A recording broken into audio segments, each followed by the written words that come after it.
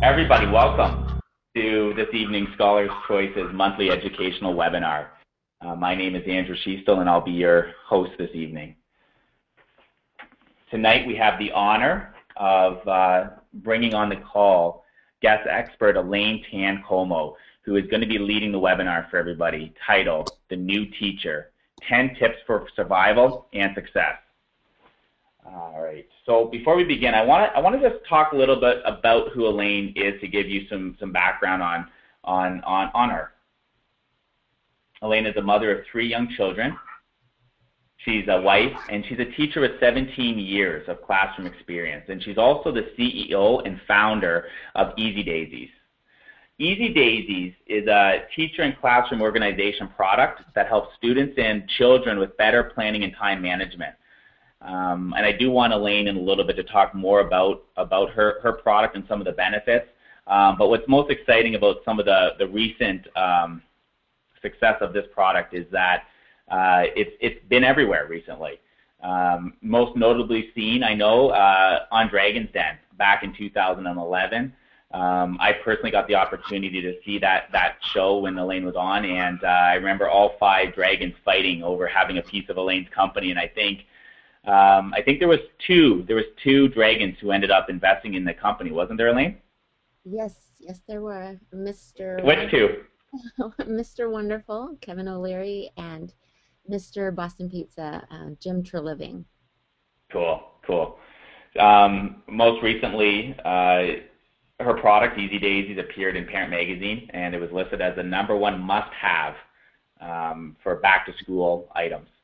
It's carried now in over 400 stores across North America, including Scholars Choice. So you can find it online and in any of Scholars Choice's retail stores. And they continue to win national and industry awards, and is really quickly becoming a household name. Elaine currently lives in Vancouver with her wonderful husband and kids. And on the real personable side, she enjoys all things food. Game nights, appies with friends, family movie nights, big belly laughs, finding great bargains, photography, and all things organized.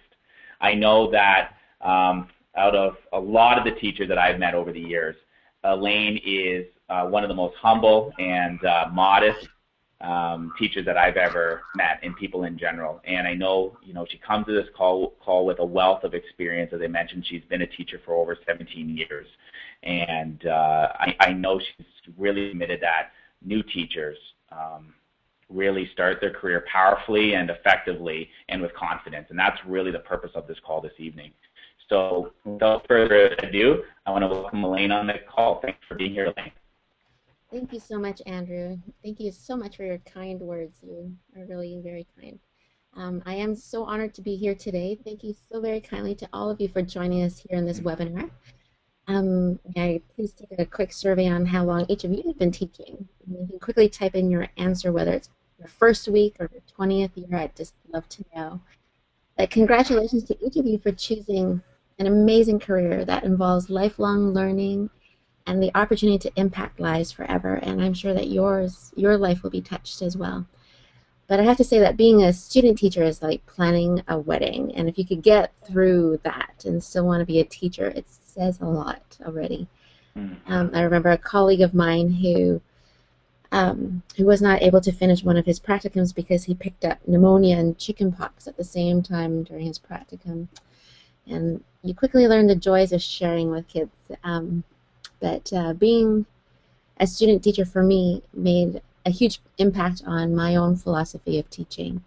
And I remember that I had 3 amazing practicums ranging from inner city schools where all 23 of my 7-year-olds in my grade 2 class were latchkey kids, and not one of those families were married families, and several of the moms were actually prostitutes, and the kids had burn marks on their arms from reaching across the stove to heat up a can of dinner for themselves and their younger sibling at a school that was built for 600 kids, and the population was just 4 under 1,000. To teaching at schools where many of the parents were judges and surgeons, and my class performed with a symphony orchestra. And at this school, my grade 4 class would stand outside at recess, seriously discussing the literary prose of Dickens rather than playing because they didn't know how to play. And since I was teaching health, I remember a 9-year-old came up and asked me if I was going to be teaching them about allele chromosome segregation. Mm-hmm. And the only reason I knew that was my specialist in my degree was in physiology and biomedical ethics. So no, we didn't learn about that in our class. Right. But I have to say that all I knew from my experiences then was that I really cared about my students, that I had very much.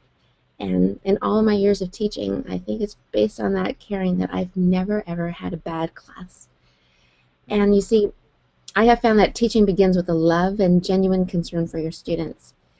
And if this is true for you, you will care whether your students learn or not. You will be concerned whether they even like coming to school Mm-hmm. or if they will drop out of school just a few years after being in your class. I'm not saying that you have to be mushy or touchy-feely, but I am saying that it is our responsibility to teach our students how to learn by giving them the right tools and the right environment to be successful and to excite them to be lifelong learners. Um, I think our next slide shows the 10 points that we're going to cover. And I think the premise behind these points are that preparation and organization and a lot of zeal are fundamental for teachers to have a smooth and successful teaching year. So these 10 steps are a lot to cover. We could probably do a webinar on each one. But my goal here is for you to leave with at least 1 or 2 strategies that you could use right away in your classroom. And so I would love to move ahead because I know we have a lot to cover. All right. Yes, at this cartoon, oopsie, I'm sorry. When I look at this cartoon, I think it's so true that sometimes teaching just feels like you're jumping into the unknown. But I think that this cartoon actually applies to all teachers, not just new teachers, especially at the beginning of a new school year. But the wonderful thing here that we have to remember is that we're not alone. We have each other, and it is very easy for us to feel like we are in our own world when we're within our 4 walls. But I encourage you to connect with your staff and your colleagues because it is absolutely invaluable. So moving to teaching with purpose. Not only do the lessons and information that you teach impact the lives of your students, but so does your attitude and the enthusiasm that you impart. It doesn't matter how organized or intelligent you are if you do not want to be there. So I challenge you to teach with purpose because you know what? Kids know if you are not. I have seen teachers who display that they don't like their job, and sometimes they act like they don't even like kids, and that they're only there because it is their job. These are the teachers who are not teaching on purpose or with purpose. These are the teachers who scramble to photocopy something for the kids to do to fill in their time. Their lessons are disjointed and meaningless. These are teachers who don't know the names of their students or their backgrounds. These are the teachers who continually send students out of their classroom because they can't be bothered to deal with them in their own classroom. These are teachers who deal punitively rather than preventively, and we'll talk about that more after too. But teaching with purpose means waking up and knowing that everything you do with your students will make an impact in their lives. So you better want to teach with that purpose in mind. And starting off about caring about your students. Yes, I wrote that it is corny, but it's so true. Um, we need to see each of our students as full of potential, just waiting to be discovered. And it's our job to help them find and utilize that learning in our lessons. Every student is different in their learning style, and so we need to provide different ways or avenues for them to show that understanding and their knowledge. And one thing I would encourage you to look up is Bloom's taxonomy. It's a classification system for categorizing competencies, so how individuals learn. But the vocabulary that you could pick up from looking at Bloom's taxonomy is invaluable. And you could use that vocabulary in creating your lesson plans in your learning outcomes. So please do Google that up and look up Bloom's taxonomy. Because you know what? When we show that we care, when we show that we care about our students, we will be helping them to feel safe, to take those risks in our classrooms, and to reach their full potential. One motto that has stuck with me and that has influenced me since my early teaching years um, is, is a quote that I read somewhere that says, "Kids won't care how much you know." And I think it's on our next slide. Kids won't care how much you know until they know how much you care. And yes, that's a picture of my kids. But you need to show that you are giving hope, that you are their cheerleader for each student, because they need to know that someone believes in them when no one else may, not even themselves. And you know, who knows? You might be the one who's sparking that, letting that spark in the next Einstein or Mary Curie or Bill Gates. You just never know. Some of the strategies I would say to apply here to make you pay attention to your students is a folder that I created, and I call it Students at a Glance. And what the Students at a Glance folder is a simple tool that is so effective, and I highly encourage you to do this right away if you haven't done anything like this, is you just take a plain file folder and you can write on it first and draw a grid for enough squares that would fit post-it notes for each and every student in your classroom.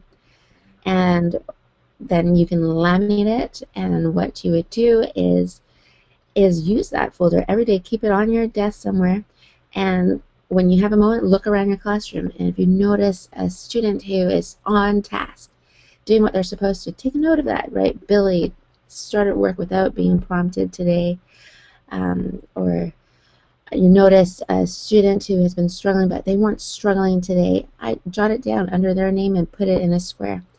And you will notice that this is an excellent tool even for reporting, because you could just come to this and look at the comments that you've made. What is also fabulous about this Students at a Glance folder is you will notice who you haven't noticed in your classroom, because their square will be empty because there isn't a post-it note. And this will keep you on your toes and make sure that you are taking notice of each and every student in your classroom. This is also an excellent opportunity for you to communicate to families and ask your student to bring their planner up to you at the end of the day and write that comment that you noticed today in their planner, saying, you know, great job today, Susie, for completing your work without any distractions today. You did a fabulous job. And you know what? That goes a long way. And then you could also do special friend of the week, and we'll talk about that strategy later. But moving on to point B, your own desire to learn and be challenged has to be contagious. You are in the teaching profession because of your own great desire to learn, to educate others, to share that you want to know the whys and the hows. Because you know what? If you are interested, your students will be interested too. So care about what their interests are as well. And some quick strategies are listed here, like the tweet board. And how you could use this is just showing kids that, you know, you're totally with the times and you want them to be as well. So a tweet board could be as simple as using a pocket chart and laminating some strips of paper, and they can write on it with a dry erase marker or a wipe away marker. And you would start the comment about something cool that happened in the news, or that happened to you. You might have tried your first snowboarding lesson last night, and then have each child or student write their own tweet about what you wrote, and then they have to sign off with their name or initial, or something that will show that they have written on it. And you could get students to write the main tweet as well. But this is helping them to engage as soon as they come into the classroom, and just letting them participate right away. And you could see some other points down below as well on how you get your... About the tweet board? Yes. I really like this idea. I dig it because it's so relevant, and with the times. So would you recommend that teachers do this every day, how frequently would you recommend that you do a kind of a tweet thread, if you will? I think that you don't ever want to overuse a good idea. So I might say that you could do it every other day or every Monday morning. So the kids look forward to it. And this would just be one of the tools to keep your class fresh. And so Yeah. overusing it will make anything a bore and not as interesting. But if you do it maybe every Monday or twice a week, then kids look forward to it. I'm not in school right now, but I'm looking forward to it right now. I encourage you to do it in your office. Yeah, it's actually that's not a bad idea. I really like that idea. And then, so is there a minimum age or grade that you'd recommend for the teachers on the call, Elaine? And is there a maximum grade where this becomes quote unquote uncool? What are your thoughts around that? I think you could start it as early as kindergarten or grade one. And Okay. so what they wouldn't be doing is running a full sentence at that age. What they would do is you could tell them to draw something, or on your tweet board you could say, I had spaghetti for dinner, and you could draw spaghetti and say, what did you have? And then they could draw their hot dog or an apple or whatever they'd like to draw, or it could be an emotion of a happy face, a sad face. So, and then they could write their name because they can do that. And I think you could use this all the way to the end of university. But Cool. so I don't think there's a cutoff at All all. right. All right. But they'll probably want to tweet it to you when they are in university. You made a good point. Adults obviously are using Twitter, so obviously it hasn't grown old yet You because know, you they might could, not do it on a chalkboard, but at some point you're going to be doing it on your mobile device. yes, That's a but really good there's point. so many learning outcomes achieved through doing this one strategy alone, because if you're encouraging them to communicate in an effective, concise way, just like real life tweeting is 140 characters. So you're Right. telling them, get your point across in this short amount of space. That's a huge challenge, and it's a skill that you need even in university when you're asked to write a 300-word paper. Right. Great point. I feel like this is such an easy tactic, educational tactic that anybody on the call, if they're inspired by this, can implement immediately on Monday. Absolutely, and have Yeah. fun, and it's affordable and quick. Yeah. Yeah. Teachers Okay. like that. Yeah. um, but if I move on to point C, um, you have to exemplify and role model the importance of respect and social responsibility, because this in turn will cause your students to want to learn on purpose, and that is point C. So I think that's the next slide. No matter what age group you are teaching, you will see your students more than any other adult role model in that course of the year. So believe me, you're going to make a huge influence in your students' lives. And don't be surprised if you hear from some of your students 10 years from now or more, and it's a little scary because that happens. But you want to teach them the value of respecting themselves. And this includes what belongs to them, even their classroom. Because when they understand how important self respect is, they will see how awful it is to disrespect somebody else. And the importance of teaching social justice is that it allows children to become aware and value and respect their rights and that of other human beings as well. And the strategies I would encourage you to apply here is doing a regular classroom meeting. I call mine Thorns and Roses, and why I call it that and how it works is I have this stick that I pass around. We sit in a circle and we do a quick temperature check, and we have rules that we lay down clearly before that. You are only allowed to talk if you have a stick. And you're trying to teach respect in your classroom and empathy. And so you're going to pass this stick around, and you'll take a quick temperature check of how each child is feeling. 0 being just awful, and they actually shouldn't be at school because they should be sick in bed or just something terrible has happened, to 10 being fantastic. They feel phenomenal. And you pass that around quickly, and then you go around and you do thorns, and the same thing. You pass the stick around, and a thorn is sharing something that's bothered you this week, Right. or that has made you feel sad, or that you just didn't feel good about. And then we ended off with roses because it's always better to end on a happy note. And Oh, roses is actually saying a thank you to someone in the classroom. So when you get that stick, you're going to thank someone in the classroom for anything from sharing their supplies or pencils or eraser with you this week when you needed something, to someone pushing in your chair for you, um, for playing with you at recess. It could be anything, but it's so nice to receive a rose, which is a thank you. And um, there's community helpers, having jobs in the classroom for each individual. In my classroom, when I teach early primary grades, I do a community helpers theme where I'm the mayor and everybody has a job. And so people who water the plants, they would be horticulturalists. I have bankers because we have to buy our supplies. We have mail carriers who deliver um, the notebooks to each desk. So giving them a job gives them a sense of accountability and respect in their own classroom, and it's just a great way to build community, with no pun intended. But when you teach with purpose, your students can't help but be excited about being in your classroom. You know, mm-hmm. a teacher who teaches with purpose is a teacher who cares enough to ensure that his students want to come back to school every day and want to be lifelong learners. Really Um, great tip so far, Elaine. Thank you. Point B, be organized, my favorite. Being an organized teacher, this is probably the best thing you can do for yourself. You're going to be less stressed. You're going to look less new when you're on top of it.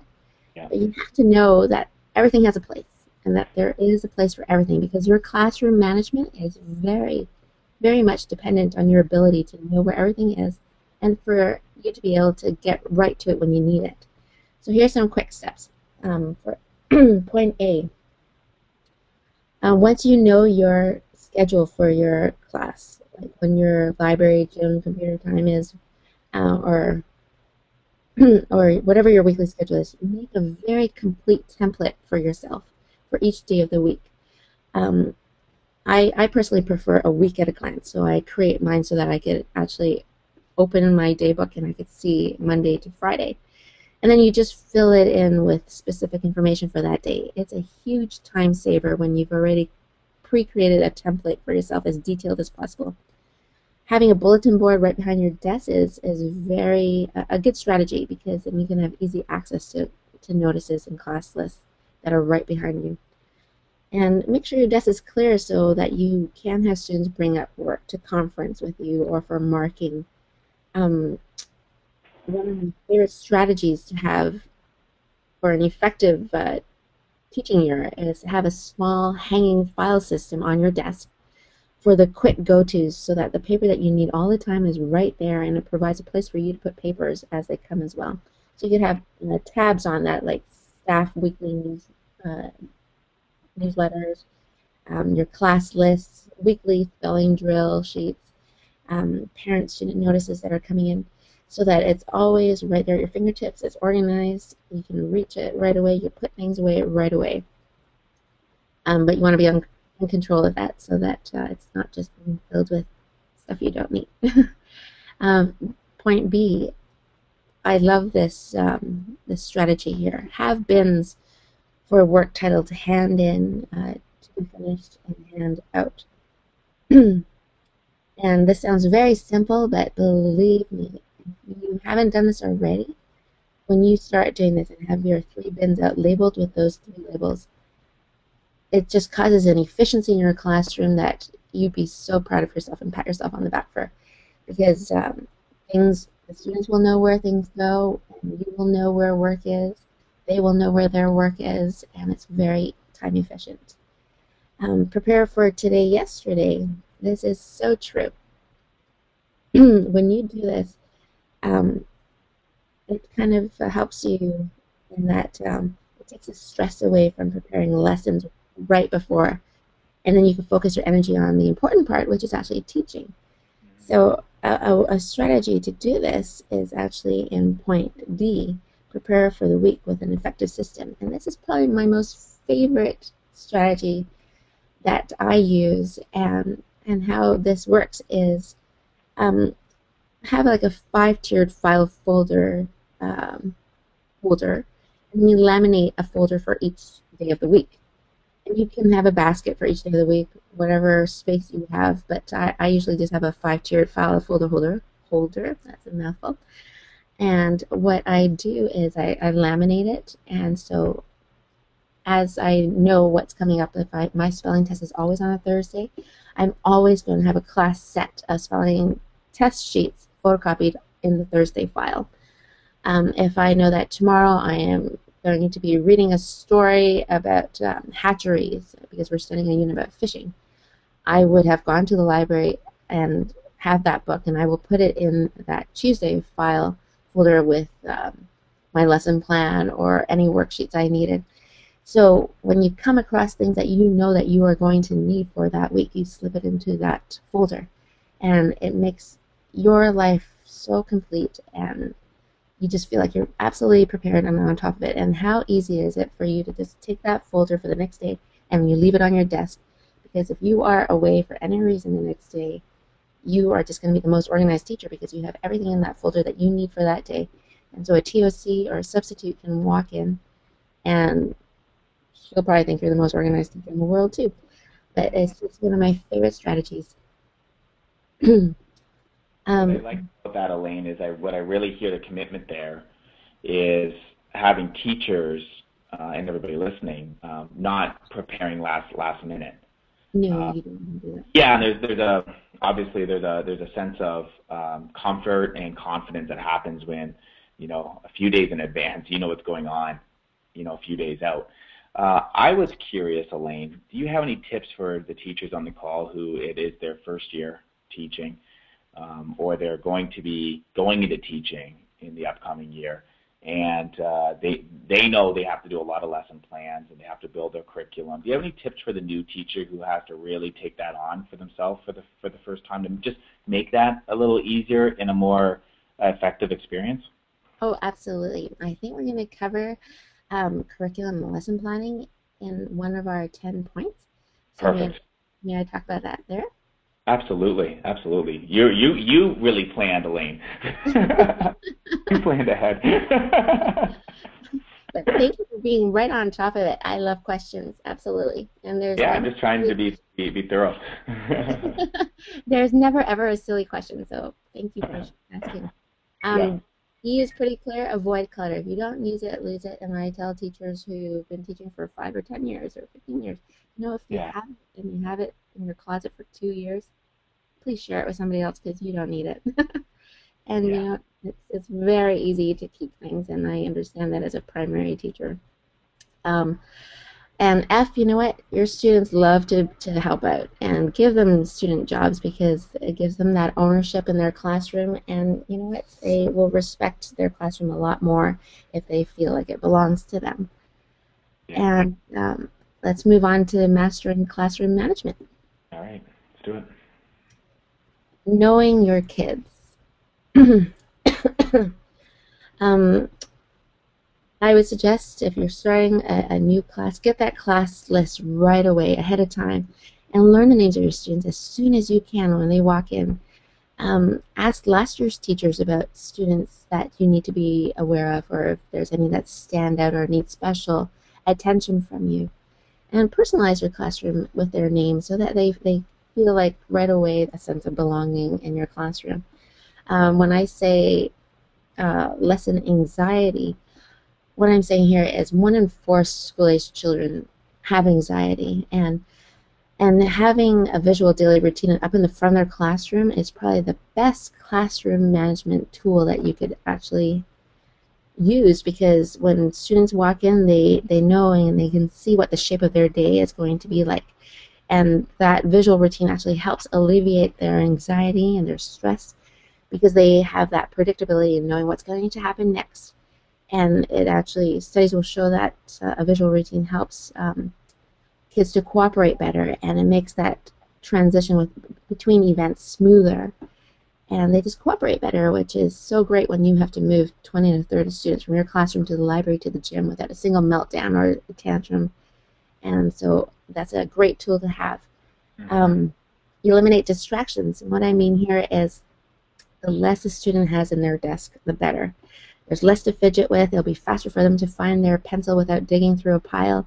So keep your notebooks and your textbooks separate. Find a great shelf in your classroom. Color code them so that all the math duotangs are one color, all their spelling and language is another color, science one color. Make it so organized that it'll be easy for the kids who have the job of handing out. They just go and get the spelling duotangs, they hand those out. So that the only thing they should have in their desk is their supplies that they could get right to, maybe a drawing book if they need something like that. But otherwise, try to keep as little in their desk as possible.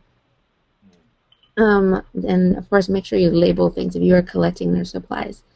And so there are labels that you could create as well. And I actually made that into a product, but I don't need to talk about that here. D is create motivation for positive behavior. I was curious before you continue, Elaine. Is that the Easy Daisies? It is a product of Easy Daisies. It's actually called Restickables, and they are labels that are made for you already with a visual indicator so that kids who can't read can still know where certain supplies go, whether they're scissors or craft supplies and whatnot. But they're called Restickables, Easy Daisies Restickables. Okay, great.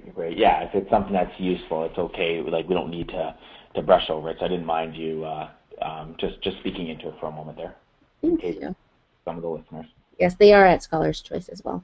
Okay, so creating motivation for positive behavior. So what I'm trying to encourage here is not noticing only bad behavior, but to encourage the positive.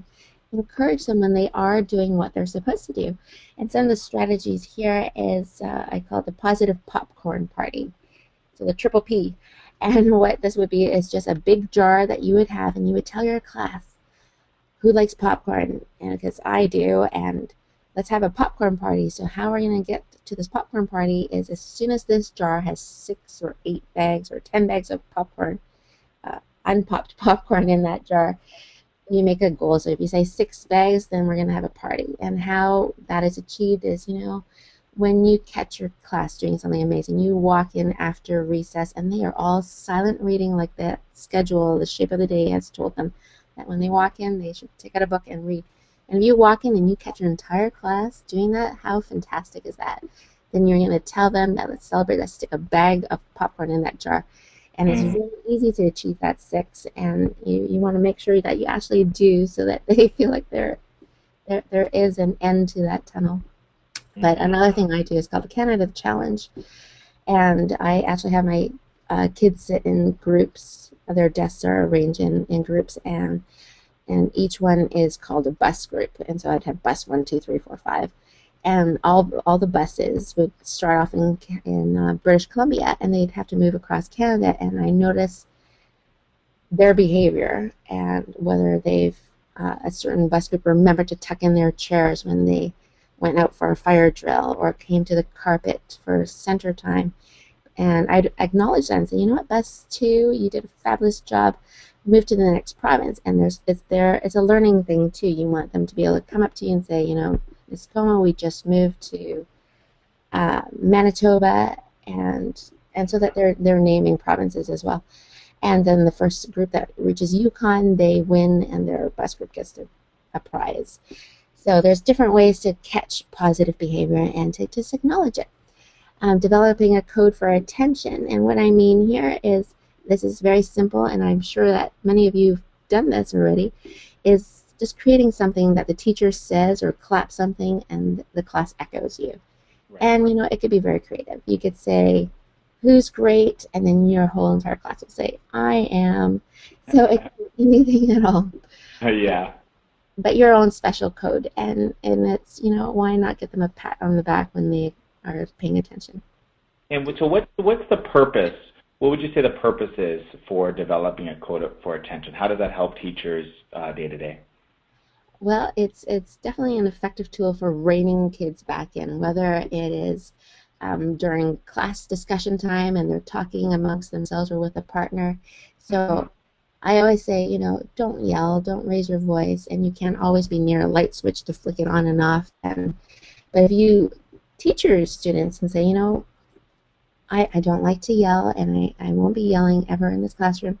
But what I need is for you to respect when someone is talking. So when it's my turn and I need to get your attention back, I'm going to say, hey, who's great? And you're going to say, I am. Hmm. And as soon as you hear that, you know to focus on me with your eyes and your ears and your whole body. And it's just a quick way without having to lecture and call over your class, because you will see classrooms like that and the teacher has no reign, no ability to get the students' attention back on them. So it could be something as quick as a clap, like two claps, they echo you, or you make a clapping pattern and then they clap it back. So it's Okay. it's up to you as a teacher how you want to develop that. Great. Yeah. Yeah. And a very important strategy here is engage your students as soon as they walk into the room. And we're going to talk more about how to engage your students, but keeping them busy so that they have no excuses to say they are bored, they didn't know what they're supposed to do, because you will engage them as soon as they walk in. Great. Yeah. Great. Great. Great advice. So, point four is planning to be positive, proactive, and preventative. And you know what? Your classroom management is key, and it is the ultimate foundation for a smooth flowing year in your classroom. Um, and I just touched on this, but don't yell. You know, when you raise your voice, you've already lost the battle. So when Yeah. you speak clearly and quietly, your students have no choice but to be quiet and to listen to you. So just talk calmly and quietly. Because you know what? I bet you there are students in your class who get yelled at all the time and they just tune that out anyways. Go over the rules. When it's possible, create the rules of safety and respect as a class. And the best way to prepare in advance is to create a short list of rules that you hope for your class to have, and then Hmm. use them as a guideline to help steer your students towards contributing and suggesting those ideas themselves, because that will make them feel like it was their idea, they came up with it, they own it, and it's their class rules. Can Lay, you mind giving a tip for that, Elaine? So if, because I think a lot of teachers will see the usefulness in not just laying down, here are the rules from kind of like an authoritative way, but making it more collaborative. So can you give an example of how that can go, but in such a way that there still are boundaries? Because I'm sure you'll agree you don't want to let um, all your students make up all the rules. So how can a teacher kind of juggle that? Can you give an example? oh, absolutely. And this is the beauty about being a substitute teacher as well, because you will walk into so many classrooms, and I would say if you are in that field right now where you are a substitute teacher, take notice in the classrooms that you are in. You'll see classroom rules posted up often, and it's an effective tool to have visual. Like, this is one of the first things I do in the first 2 days of having my new class. Is I have a chart paper. Now, when I say pre-plan a short list of the rules, definitely do this ahead of time so that you know that exactly the 5 or 6 rules you are hoping your class to have, because it is your classroom, you are the teacher, they should be your rules, but you want your students to come up with those rules as well, because they are basically common sense. So it might be they are based on safety and respect. So it says you might want to say one rule would be um, I will be a respectful listener with using my eyes and whole body, or and put my hand up when I need to speak. It could be anything, that walking, um, respecting the space of others. Whatever your rules are that are important to you, you're going to write them down in advance. And then you could guide the conversation as a class when you're saying, okay, let's come up with some class rules together. I And see. Yeah. and they will be very quick to put up their hands, because if they're in a higher grade, they'll have class rules from previous years, but Right. you still want Right. them to be your rules. So that Yeah. is mm, It's probably helpful to, I would think, sort of explain the background or the purpose of each rule as well for yes, students, eh? yes, absolutely, so they can see the practical side of it, because there's Hmm. a lot of learning that's very abstract, but when it comes to their safety and teaching them to respect themselves and their classmates in their classroom, I think that's very practical and they can understand it very well. Great. Yeah. Good. Thank you. You're welcome. And so laying out general expectations as well is very important. And this is for students who to understand that there are general rules outside of the class rules that will show respect in the classrooms. And this includes, when is it polite to get up and sharpen your pencil? Probably not when you are in the middle of teaching a lesson. What's the protocol of leaving the classroom to use the bathroom? What are you expecting on their listening when they're hearing another person's opinion? What are your expectations when they enter the classroom after the first bell or after recess, or how do you expect them to behave during an inside recess day when it's raining outside? So when your expectations are laid out clearly, you're enforcing a positive discipline because you're telling students what you are expecting ahead of time, and this is being preventative because you don't want to get upset with them for something they didn't know that they weren't allowed to do. So laying it all out beforehand, practicing it is fantastic too. I practice all the time. And back to catching good behavior. So when you catch positive action from your students, make a note in your daybook or in a sticky note for your class at a glance folder. And when you have a moment in the school day, write it in their planner so that their parents will see it too, because you know what? Everyone will appreciate it, and they're going to be encouraged by it, and they'll repeat that behavior. I remember when I was, might have been grade 2, and even how old I am now, I still remember this, receiving this little, what appeared to be like this certificate, and I remember throughout the year I was picking up all these stars, and it was the teacher basically would come along, and my teacher would say, Andrew, I really appreciate whatever it was that you helped Becky with that exercise, and can you get your certificate? And I'd give it to her, and then she would put a new sticker on it, and we basically, all the students would be collecting all these stickers based on their performance and behavior and learn throughout the year. So even today, I still actually remember that exercise that teacher had us all go through. And that's so great because you know what? She was recognizing positive behavior, and Yeah. that's so great because it makes you want to do it and do it again. Yeah, she was doing practice D there. Yes. And so the last one there is you need to be fair in distributing that praise and recognition, because you want to make a note in your planner of who you praise. Cross it off a class list so that you can be sure that you're not missing anyone. And I do that. I actually use a class list, and I'll write it beside that person's name, because then I can see who I haven't acknowledged this week. And you want to try to get everyone in your class list within 1 or 2 weeks, because they look forward to it. And as much as it's planned by you, they won't know that. They'll just feel so special and be acknowledged. And you know what? It doesn't matter how old they are; they will appreciate it. Mm-hmm. So our next point is mastering marking and reporting. One very important thing is always have multiple copies of your class lists, because they need to be on hand all the time because they are so important. And have this class list for each subject that you'll be reporting on, and pre-write the learning outcomes or objectives you are specifically looking for on the top of the grid, so that you can simply give the grade or comment on that class list. And this makes it very effective for when you need to do your reporting. You're going to have a personal comment right there. So what you could do is take that class list and create it so that you have 6 to 8 boxes on that grid for recording your marks, and then use the rest of the line for that personal observation about a highlight regarding your student's achievement for report card writing. Because when you do this, you won't be scrambling and thinking, what can I say about the student, but you've already written down a comment. So you're not wasting that time racking your brain to come up with something to say.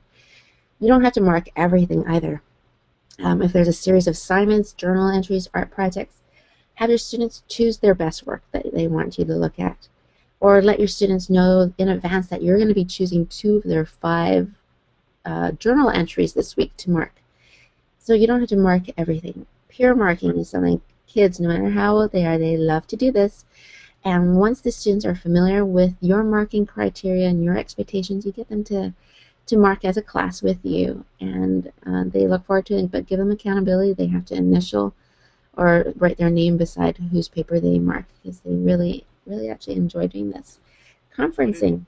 Elaine, what is your philosophy around the red marker? I try not to use red.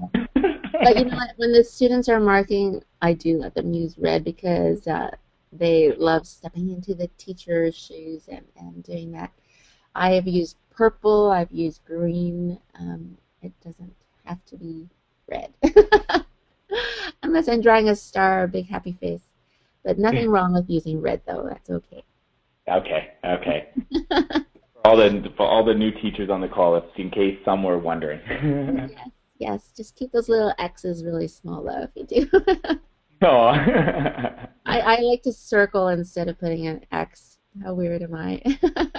Okay, okay. Well, that's a tip, and so that's something that you've just started to do yourself over the years. You don't actually mark with X's. I just circle it. They know it doesn't count as mark. They know. Yeah. But yes, nothing wrong with X's though too. It's okay. They understand. Okay. You know what? They'll see it when peers are marking their work. Those students like to put X's on things. It's all good. As long as they do it respectfully. Yeah, Um, yeah, yeah. So that's a personal preference, is what you're saying for the teacher, obviously. yes, yes, Okay. indeed. But conferencing, that's important. So anytime during the course of the day, try to squeeze in some conference one-on-one time. You could do it during quiet reading time, center time, meet with as many students as you can to do assessments. And then when you have those class lists made ahead of time, it makes it quick for conferencing time as well. Okay. Um, Make the criteria in your marking scale small, because you know what? The less criteria and the smaller the marking scale, the faster the marking. So you have to be realistic. If you're giving a test that's worth 100 marks, you're saying that there's 100 levels of achievement. So make it out of 10 and then multiply it by 10 if you really need to later. But this method sets up your students for success and not stress. Portfolios. This is an excellent way to showcase your students' work. And you'll have it ready for student-led conferences or open house. But this is a way you want to help your student to see their progress and their achievement. It's a way of celebrating their success. And then G is developing a code. Now this code could be numbering your students as they are numbered on your class list. And this actually makes it as a strategy for helping the teacher to mark and transpose those marks quickly into a marking book.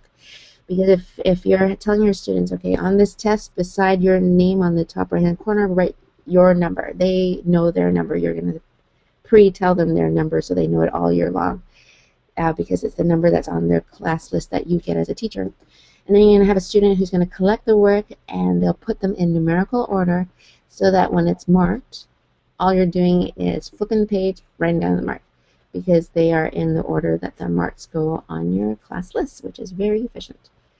Another method is developing your own code. What I'm reporting in British Columbia, in the effort column, there's a letter grade and effort mark. And the effort mark is indicated by a G or S or an N. G stands for good standing, S is satisfactory, and N means needs support, needs your help. They're not very independent workers. So I've used this type of code in our daily work. In the morning, they come in, they have a morning task that they are always doing a language activity in a book. And sometimes I will walk around and I will tell them that in 5 minutes I'm going to come around and give them a G or an S or an N in the top corner of their page. And this is just keeping them accountable for working independently on task, and they should be at a certain point in a certain amount of time. And so I will walk around and I will look at their work, at where they're at, and I will put a G or S or an N on the top corner of the page. And I don't necessarily record this mark, but it is an excellent tool for myself, for the parents later, when they come back and say, why did Billy get an N in this report card on this subject? And I could say, well, let's go look at some of Billy's work, and I'll be able to flip through that notebook, and they'll see on the top corners of the page those G's, S's, and N's. And it'll show that, Billy just wasn't focused. He wasn't getting his work done. He needed a lot of support to get to the point where he should have been at. And it's just good for accountability on all aspects. And then I think we can move on to conquering curriculum and lesson planning. But as soon as you know what grade or subject you're teaching, and this goes back to what you were asking me before about helping those first-year teachers. As soon as you know what you're teaching, that subject or that grade, you want to get right on researching your curriculum. And you can find that whether you ask your resource teacher to give you the curriculum or go online and see what you're responsible for covering and the learning outcomes that you're expected to teach your students. And create a roadmap of learning. And the strategy of a roadmap, and this is being prepared and preparing and sharing, is to go through the curriculum for your class. Make this roadmap for the year for each subject and each strand, and you fill out columns beside each subject of who are you going to be working with this year to help you. Are you going to team teach? Are you going to platoon with another teacher? Are you going to invite someone into your classroom? What is the next column, and what will you be covering? List specific learning outcomes here, and this will be handy when it comes to reporting as well. The next column will be how. How are you going to do this? What resources will you need to use? Are you going to go on field trips? Are you going to have a class visit, someone come into your classroom? What kind of books or DVDs, videos were you going to plan to use to help fulfill that that lesson or that curriculum? And how are you going to incorporate critical thinking into it as well? And evaluation would be your last column. How are you going to evaluate your students' learning, but how are you going to evaluate your own teaching as well? So when I say prepare, and share, it is really good in all aspects to share your wealth of information with other teachers, because you know what, they will so appreciate it. Be resourceful as a new teacher, because your other staff will appreciate it. Go outside of the box, go on field trips, have a class outside. If there's a field next to you, go explore that. Utilize the community and your parents, because your parents are a wealth of information as well. And do unique lessons. Get your students to act out math, act out science. They could be the molecules when you're teaching about liquid solids and gases. Rearrange your desks so that they are the beaker that holds the students as molecules. There's lots of ways to go outside of that box. And you do not have to reinvent the wheel. There are so many fantastic things out there. I would love to share some of my favorite websites for graphic organizers. There's one that's called worksheets.com with fabulous graphic organizers that you could use in every aspect of your lesson for pre-learning, for capturing knowledge that they've attained, for sharing information. There's a website that has puzzle makers, and if you just Google that, I think it's discoveryeducation.com or lessoncorner.com.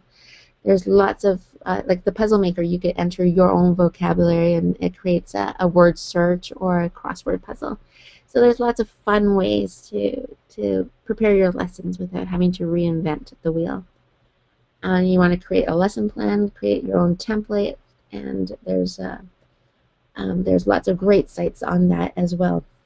But because of time, I'm just going to move on to the next point, which is setting up your classroom. When you're setting up your classroom, you have to ask yourself, what is your teaching style? Because you know what, your classroom says a lot about your teaching style, and it is actually often an interview question. They'll ask you to take them through what your classroom would look like. So set up your classroom so that it is functional, organized, and a safe and pleasant learning environment for your students. You want your classroom set up to make sense so that it saves you and your students time, and it allows you to teach most efficiently, and it also allows your students to learn most effectively. So think about how you're going to use your teacher's desk. Is it going to be a place for storing classroom material? If that's the case, just move it far away in a corner. But if you're going to use it as a conferencing area or for one-on-one time, have it front and center so that you can always have an eye on your entire class, on the main exit of your classroom as well. Your students' desks, how are they going to be placed? I always like to start off the year with them in rows, 2 by 2, facing me. And I do this for the first couple of days, and then I move them into groups. But the reason for the way I start it with the rows 2 by 2 facing me is it's a new year. I want them to learn and feel safe, and they're focused on me because I need them to trust me and to know me and our routine, and I need their full attention. And then I move them into groups. And there's actually a cool website out there. I apologize, I don't know it off the top of my head, but you could actually enter the number of students you have in your classroom, and it will configure it into different layouts for you, from hourglass shapes to figure eights to V shapes to whatever. It's quite cool.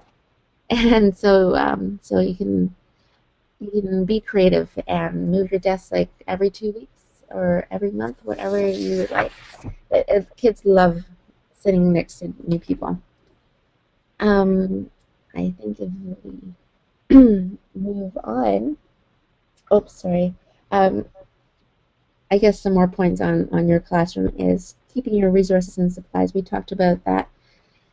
Keeping them out of kids' desks, but having organized shelves labeled, color-coded. Having a class library, a space for center time, or sorry, carpet time. And no matter what grade, they love coming up and sitting on the floor and having that time together. Your bulletin boards, that's a very important one for your classroom. Your bulletin boards say a lot about you as a teacher. I mean, it's also an excellent forum for you to put up classworks and show pride in student work. And it gives students ownership, and they feel a sense of belonging when they see their work up on the walls. But a tip that I have is when you're putting work up, and actually you can see it in my classroom in that picture, is yellow paper is an excellent color to have up because it does not fade, or at least it doesn't fade as quick as black or any other color. And this will save you time through the year that you don't have to take down and replace that paper, because that is very time consuming. So yellow paper is always a nice bright choice. And believe me, other teachers will walk by and notice your bulletin boards as well. They'll probably want to take pictures. Your chalkboard and your or whiteboard, whatever you are using, always make sure that every desk has a good view of it. Have your classroom routine up front and center so that they can see the visual layout of their day, and they'll always know where to look. So it should always be in the same spot. And some teachers like to color code their subjects so that they can see the difference between old work and new work as well. Mm-hmm. All right, now we can move to connections with colleagues and students and their families. Now, connecting with your colleagues. Starting this school year on the right foot is not only important with your students and families, but also with your colleagues and your school staff. So you want to know whose classrooms are nearby and who is taking the same grades or subjects. So you want to get involved and get into those staff gatherings and know your key staff, the librarian, the resource teacher, the department heads. And most importantly, you want to know that school secretary, because, you know, we all know that school secretary is actually the person who runs the school. And but back to being resourceful, always share your wealth of information. Everybody always appreciates that. And you know what? They'll be glad to return the favor too. Connecting with your families. I think I could sum it up in the word smile. And it's actually a mnemonic device that I created. And what this stands for is S stands for your stance. But before I touch on the word smile, is, you know, you want to connect with your families, because who knows your students better but their parents. And, you know, they are your partners in your students' learning. So I'm going to say smile. So your stance, it means don't stand and talk with your arms crossed in front of your chest. Have your arms open. Greet them with a smile when you see them. M stands for meet. Meet with them to find out more about your students. In the beginning of the year, have those parent meetings.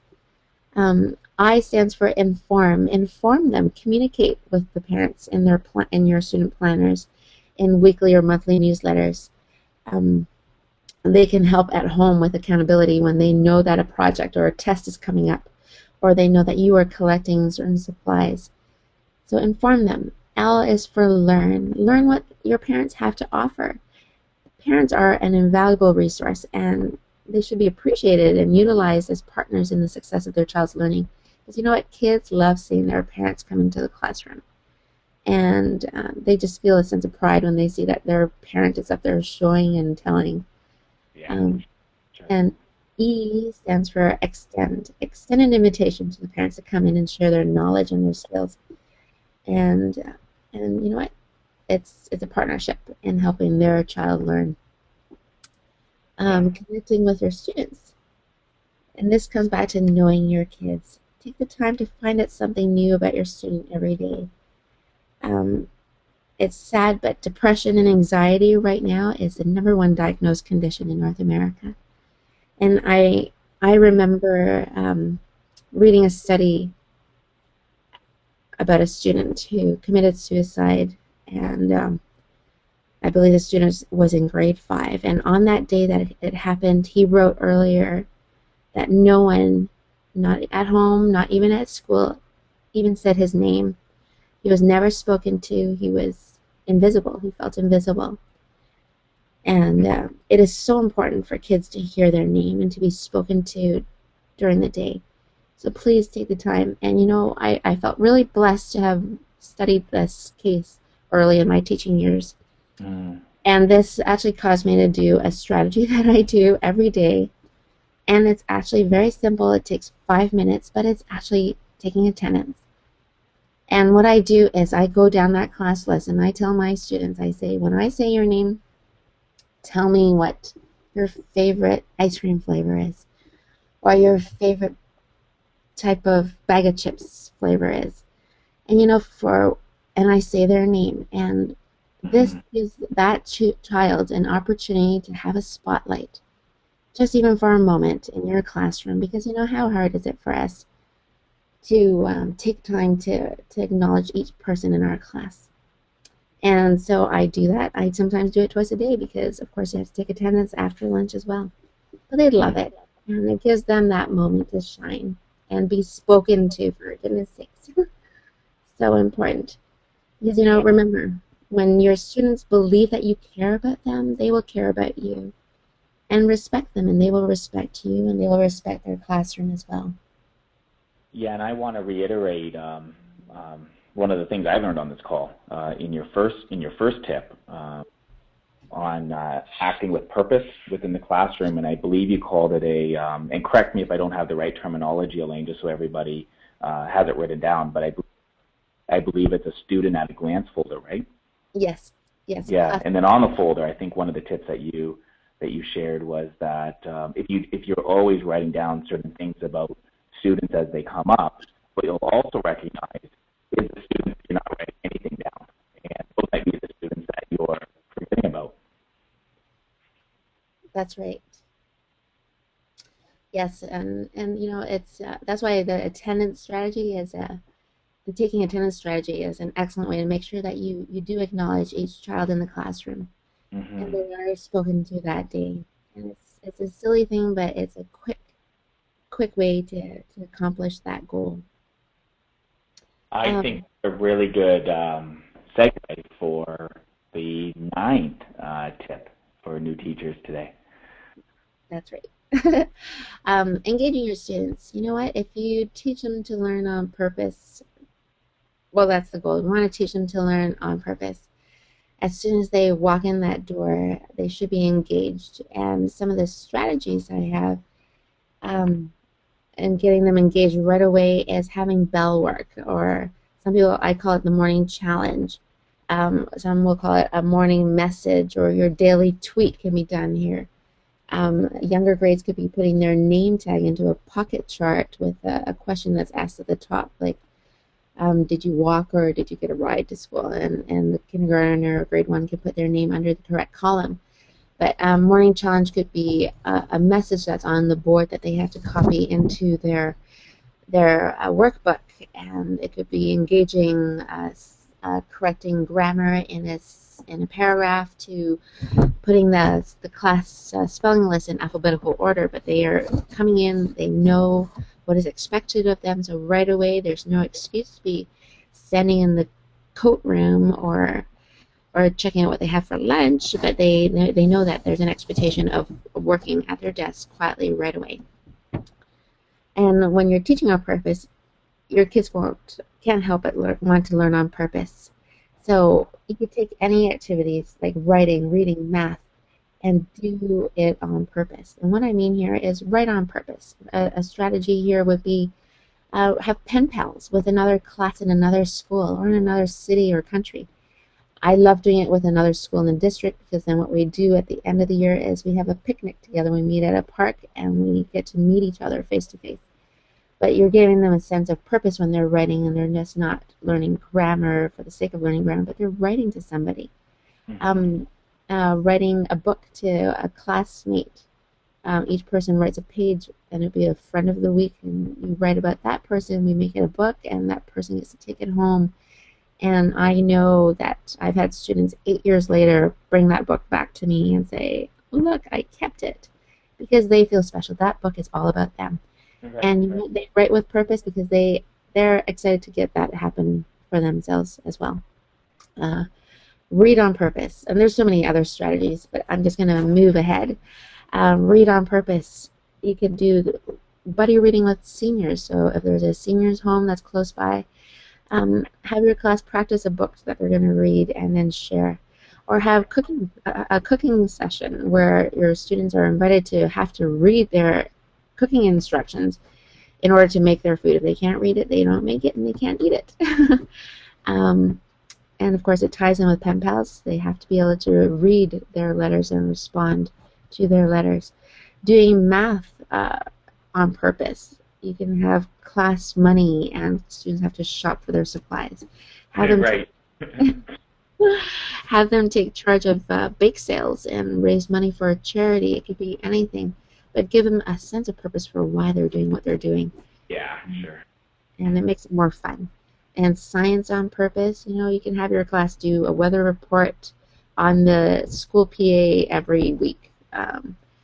They could talk about a new scientist or a new invention on the class school announcement, so that they're reporting to the whole school, and it gives them a sense of purpose for what they're learning as well. For physical education and health, you could do that on purpose by having your students run a health club, or create an obstacle course or a boot camp for the rest of the school that kids can join, and they could do this at recess or before school. And of course, this commits you as a teacher to have to take your time. You know what we signed up for, to be there for our students. But the last point is point 10, and that is plan to self-evaluate. And this is so important. It is very valuable to self-evaluate how the week went, and it's great if you could do it with a colleague, because then you could both go through the process of self-evaluation. And I think in the next slide or so, it shows questions that you can consider asking yourself. But before that, here's another.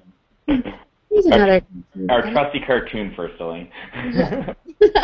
Let's not get ahead of ourselves here. But what's funny about this cartoon is I actually saw this caption on 3 other cartoons, so it has to be on. The best advice I can give to a new teacher is to listen to your students with your ears and your heart. Because you know what? When it comes to even evaluating yourself, it always comes back to your students. You'll be able to gauge your success as a teacher by the success of your students.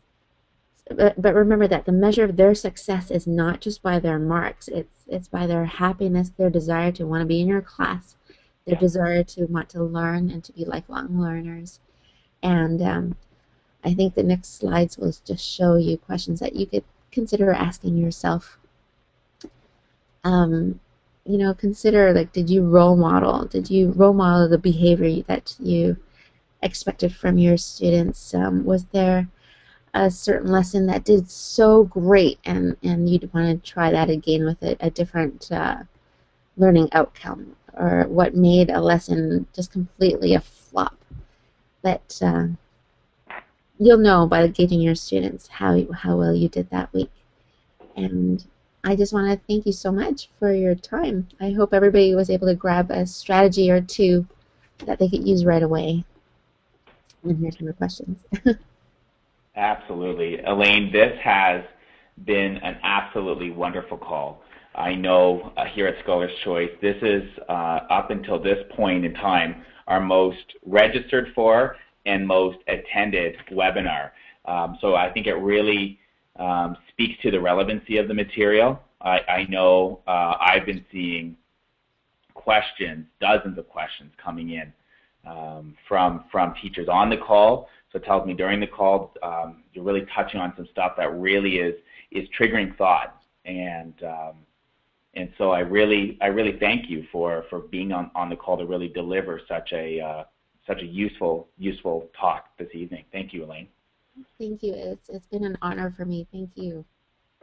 Now, the moment I know a lot of you have been waiting for. We promised everybody that we would be doing a draw this evening for a couple products. There is a couple Easy Daisy products that will be drawn this evening, and I'm going to let Elaine in a moment here speak about what those are.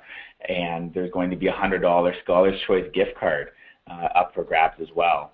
The caveat that's important for me to mention is that if you are part of the draw, you have to make sure that you have complied with all of the terms and conditions of the draw, which were listed on the webinar registration page when you first registered for this webinar in the first place. And that's really obviously important that we comply with all those rules.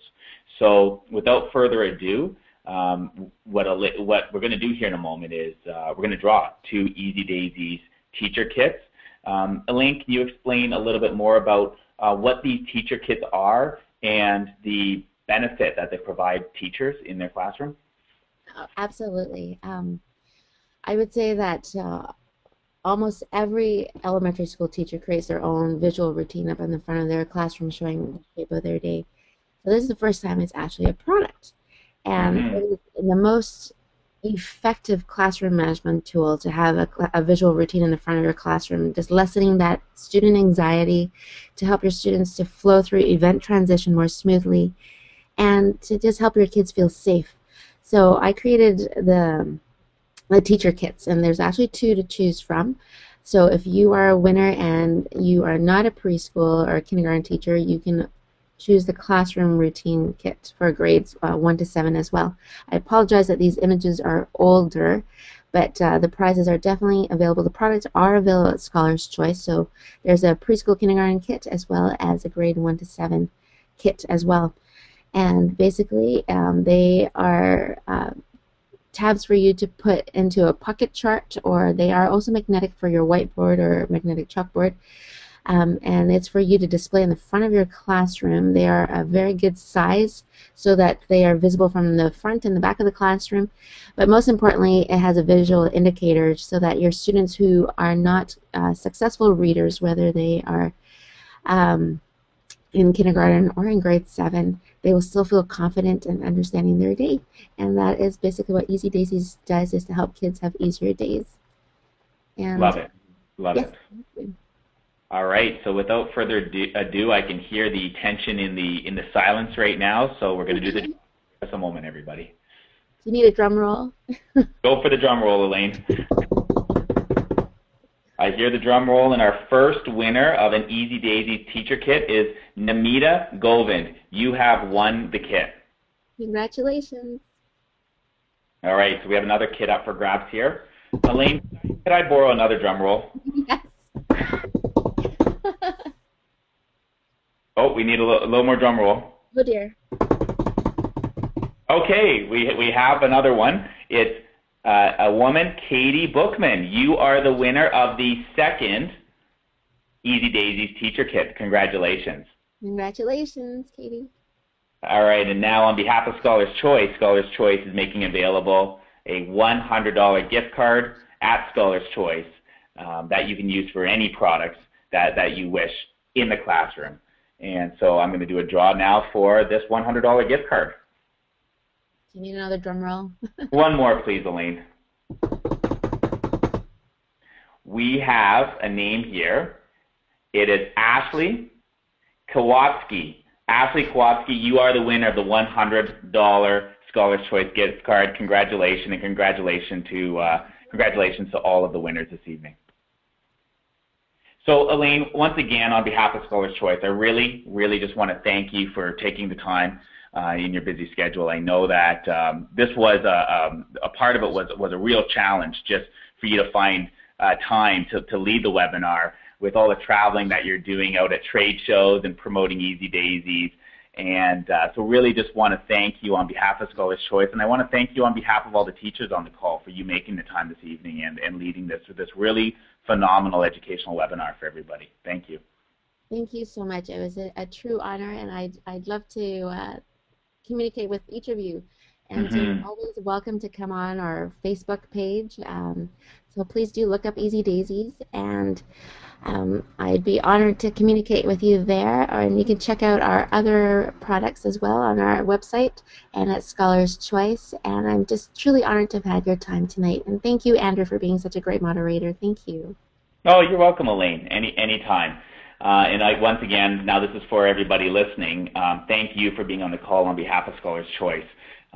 We take a lot of pride and effort in making these webinars really relevant, educational, and useful for you as a teacher. We know as well your time is very, very valuable, and you're also very busy. Any feedback, please send our way to social media at scholarschoice.ca. We're very open to hearing how we can do a better job serving you. And for the future, there's a couple places that you can get in touch with Scholar's Choice. On Facebook is the first spot where we will always announce, for the most part that I know of, upcoming webinars. That's pretty typical. So I encourage you to become a fan at facebook.com/scholarschoice.ca. And if you want to read other blog articles or see past webinars of content champions such as Elaine, you can do so by going, and it's not listed on screen, you can do so by going to community.scholarschoice.ca.